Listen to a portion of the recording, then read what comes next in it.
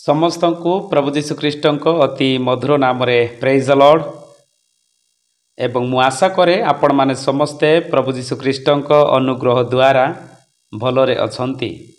ଆସନ୍ତୁ ପ୍ରିୟ ବନ୍ଧୁଗଣ, ଆଜି ଆମମାନେ ଏକ ନୂଆ ଶିକ୍ଷା ମଧ୍ୟକୁ ଆମମାନେ ଯିବା। ଆଜିର ଶିକ୍ଷା ଖ୍ରୀଷ୍ଟ ଜନ୍ମର ତିନୋଟି ମହାନ ଆଶ୍ଚର୍ଯ୍ୟ। ଏ ସମ୍ବନ୍ଧରେ ଆମମାନେ ପବିତ୍ର ଶାସ୍ତ୍ର ବାଇବଲରୁ ଆମମାନେ ପାଠ କରିବା। ଆସନ୍ତୁ ପ୍ରିୟ ବନ୍ଧୁଗଣ, ଆଜି ଆମମାନେ ପାଠ କରିବା ପୂର୍ବରୁ ଆମମାନେ ପଦେ ପ୍ରାର୍ଥନା କରିବା। ପ୍ରିୟ ମଙ୍ଗଳମୟ ପ୍ରଭୁ ଯୀଶୁ, ଆମମାନେ ତୁମକୁ ଧନ୍ୟବାଦ କରୁଛୁ।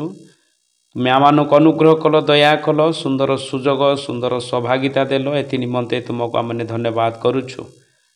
ଆମମାନଙ୍କୁ ପ୍ରତ୍ୟେକ ଆପଦ ବିପଦରୁ ଆମମାନଙ୍କୁ ସୁରକ୍ଷିତ କରି ଆଜିର ଏହି ନୂଆ ଦିବସ ମଧ୍ୟକୁ ଆଣିଥିବା ହେତୁ ଆମମାନେ ତୁମକୁ ଧନ୍ୟବାଦ କରୁଛୁ।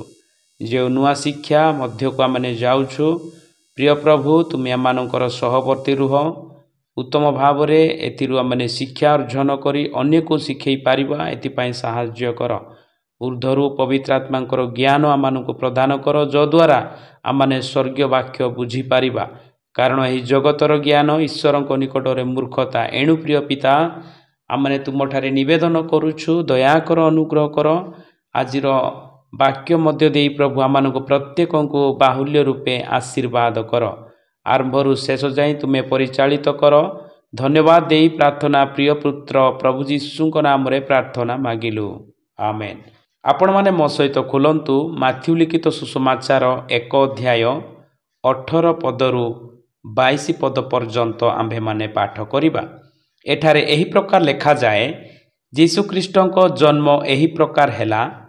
ତାହାଙ୍କ ମାତା ମରିୟମଙ୍କର ଯୋସେଫଙ୍କ ସହିତ ବିବାହ ନିର୍ବନ୍ଧ ହେଲା ପରେ ସେମାନଙ୍କ ସହବାସ ପୂର୍ବେ ସେ ପବିତ୍ର ଆତ୍ମାଙ୍କ କର୍ତ୍ତୃକ ଗର୍ଭବତୀ ହୋଇଅଛନ୍ତି ବୋଲି ଜଣାପଡ଼ିଲା।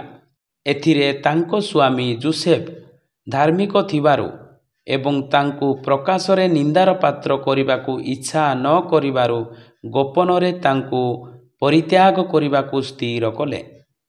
କିନ୍ତୁ ସେ ଏହା ମନସ୍ଥ କଲା ପରେ ଦେଖ, ପ୍ରଭୁଙ୍କର ଜଣେ ଦୂତ ସ୍ୱପ୍ନରେ ତାଙ୍କୁ ଦର୍ଶନ ଦେଇ କହିଲେ, ହେ ଦାଉଦଙ୍କ ସନ୍ତାନ ଯୋସେଫ, ତୁମ୍ଭର ଭାର୍ଯ୍ୟା ମରିୟମଙ୍କୁ ଗ୍ରହଣ କରିବାକୁ ଭୟ କର ନାହିଁ, କାରଣ ତାଙ୍କର ଗର୍ଭ ପବିତ୍ର ଆତ୍ମାଙ୍କ କର୍ତ୍ତୃକ ହୋଇଅଛି।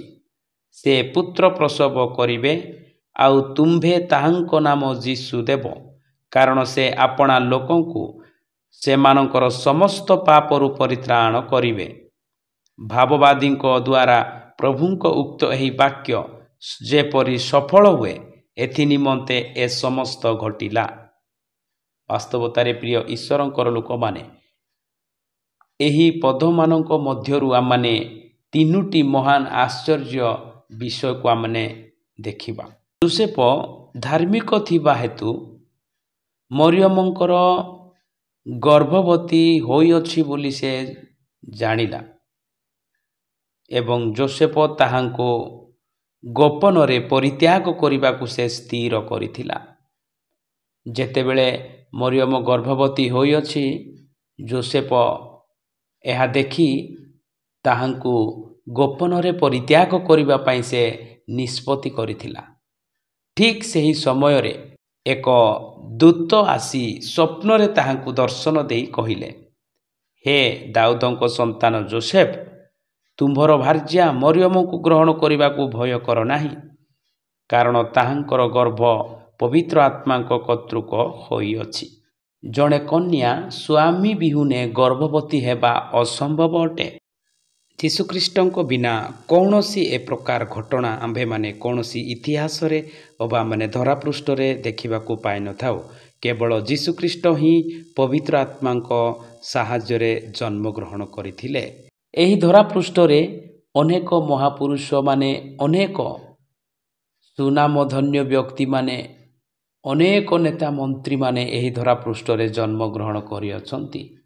କିନ୍ତୁ ଏହି ସମସ୍ତଙ୍କର ଜନ୍ମ ମହାନ ଆଶ୍ଚର୍ଯ୍ୟ ହୋଇନଥିବାର ଆମେମାନେ ଦେଖିନଥାଉ। କିନ୍ତୁ ଖ୍ରୀଷ୍ଟ ଜନ୍ମର ମହାନ ଆଶ୍ଚର୍ଯ୍ୟ ବିଷୟ ଘଟିଥିବା ଆମେମାନେ ପବିତ୍ର ଶାସ୍ତ୍ର ବାଇବଲରୁ ଆମମାନେ ଦେଖିବାକୁ ପାଇଥାଉ।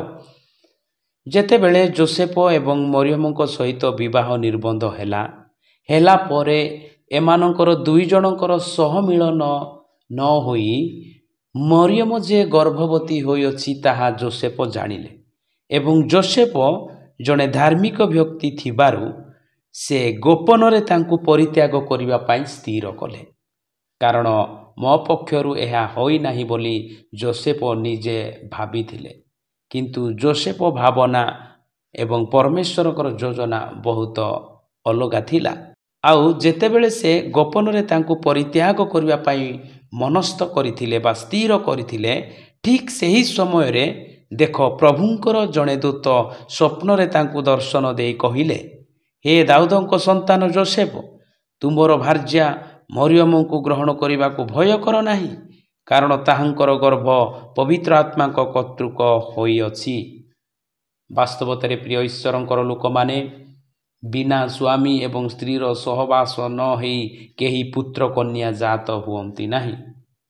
ବିନା ପୁରୁଷ ଏବଂ ସ୍ତ୍ରୀର ସହମିଳନ ମଧ୍ୟରେ କୌଣସି ପୁତ୍ର କନ୍ୟାମାନେ ଜାତ ହୁଅନ୍ତି ନାହିଁ। କିନ୍ତୁ ଏଠାରେ ଆମେମାନେ ଦେଖିବାକୁ ପାଉ ପବିତ୍ର ଆତ୍ମାଙ୍କ କର୍ତ୍ତୃକରେ ମରିୟମ ଗର୍ଭବତୀ ହୋଇଅଛନ୍ତି। ଏହି ଧରାପୃଷ୍ଠରେ ଏହି ପ୍ରକାର କୌଣସି କ୍ଷେତ୍ରରେ କେଉଁ ଅଞ୍ଚଳରେ ଏହି ପ୍ରକାର ଘଟିବାର ଆମେ ଦେଖିନଥାଉ। କେବଳ ଖ୍ରୀଷ୍ଟ ଜନ୍ମର ମହାନ ଆଶ୍ଚର୍ଯ୍ୟ ଆମେ ଏଠାରେ ଦେଖିବାକୁ ପାଉ କି ପବିତ୍ର ଆତ୍ମାଙ୍କ କର୍ତ୍ତୃକରେ ସେ ଜନ୍ମଗ୍ରହଣ କରିଥିଲେ। ଏହି ଧରାପୃଷ୍ଠରେ ଅନେକ ଏହି ପ୍ରକାର ମହାପୁରୁଷ ପୂର୍ବପୁରୁଷମାନେ ଅନେକ ଏ ପ୍ରକାର ମାନ୍ୟଗଣ୍ୟ ବ୍ୟକ୍ତିମାନେ ଜନ୍ମଗ୍ରହଣ କଲେ। ସେମାନେ ଏହି ପ୍ରକାର ଜନ୍ମଗ୍ରହଣ କଲେ କି ପୁରୁଷ ଏବଂ ସ୍ତ୍ରୀ ଉଭୟ ଦୁହେଁ ମିଳନରେ ସେମାନେ ଜନ୍ମଗ୍ରହଣ କରିଥିଲେ। କିନ୍ତୁ ପ୍ରଭୁ ଯୀଶୁ ଖ୍ରୀଷ୍ଟଙ୍କର ଏ ପ୍ରକାର ଜନ୍ମ ହୋଇନଥିଲା। ତାହା କେବଳ ପବିତ୍ର ଆତ୍ମାଙ୍କ କର୍ତ୍ତୃକରେ ଜନ୍ମଗ୍ରହଣ କରିଥିଲେ। ଏହି ପବିତ୍ର ଆତ୍ମାଙ୍କ କର୍ତ୍ତୃତ୍ୱରେ ଜନ୍ମଗ୍ରହଣ କରିବା ଏହା ଥିଲା ପ୍ରଭୁ ଯୀଶୁ ଖ୍ରୀଷ୍ଟଙ୍କର ପ୍ରଥମ ମହାନ ଆଶ୍ଚର୍ଯ୍ୟ। ତାହା ଆମେ 20 ପଦରେ ଆମେ ପାଠ କରୁଛୁ ଏବଂ 21 ପଦରେ ତାହା ଦ୍ୱିତୀୟ ମହାନ ଆଶ୍ଚର୍ଯ୍ୟକୁ ଆମେ ଦେଖିବାକୁ ପାଉ। ତାହା ହେଉଛି, ସେ ପୁତ୍ର ପ୍ରସବ କରିବେ ଆଉ ତୁମେ ତାହାଙ୍କ ନାମ ଯୀଶୁ ଦେବ, କାରଣ ସେ ଆପଣା ଲୋକମାନଙ୍କୁ ସେମାନଙ୍କର ସମସ୍ତ ପାପରୁ ପରିତ୍ରାଣ କରିବେ। ଦ୍ୱିତୀୟ ଖ୍ରୀଷ୍ଟ ଜନ୍ମର ମହାନ ଆଶ୍ଚର୍ଯ୍ୟ ଏହା ଥିଲା, ସେ ସମସ୍ତ ମାନବ ଜାତିକୁ ପାପରୁ ପରିତ୍ରାଣ କରିବେ।